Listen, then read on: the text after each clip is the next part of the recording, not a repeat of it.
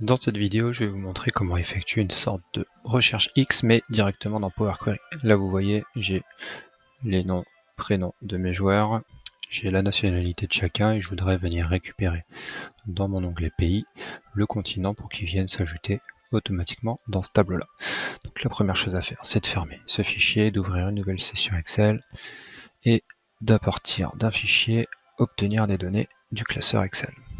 Je vais dans mon fichier source, là où se trouvent les infos que je vais récupérer, et je vais cocher, sélectionner plusieurs éléments pour récupérer mon onglet âge et mon onglet pays.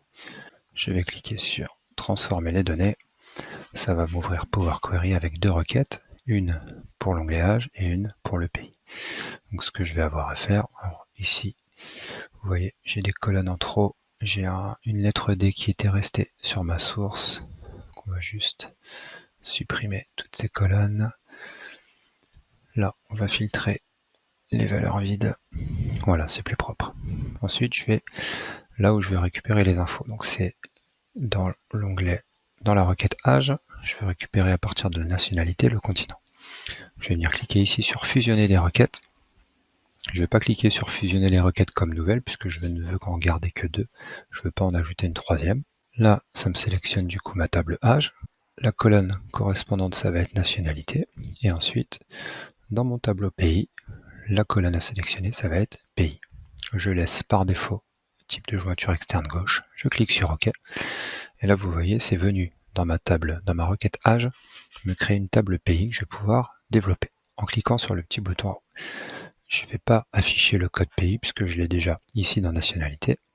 Je ne vais pas utiliser le nom de la colonne d'origine comme préfixe, sinon ça va être moche. Ça me mettrait pays.pays. Je vais décocher, je fais OK. Et là, vous voyez, ça me récupère automatiquement mes noms de continents. Je vais charger ça dans Excel pour vous montrer la suite. Donc, je vais dans Accueil, Fermer et Charger. Et là, dans Âge, je récupère bien les continents. Maintenant, si je retourne dans ma source, parce que l'intérêt, c'est que ça se mette à jour automatiquement. Dans Pays, on va dire que le Danemark est en Amérique du Sud. Évidemment, ce n'est pas vrai, et l'Italie aussi. Je sauvegarde mon fichier. Je vais supprimer cette lettre D. Je sauvegarde mon fichier, je le ferme.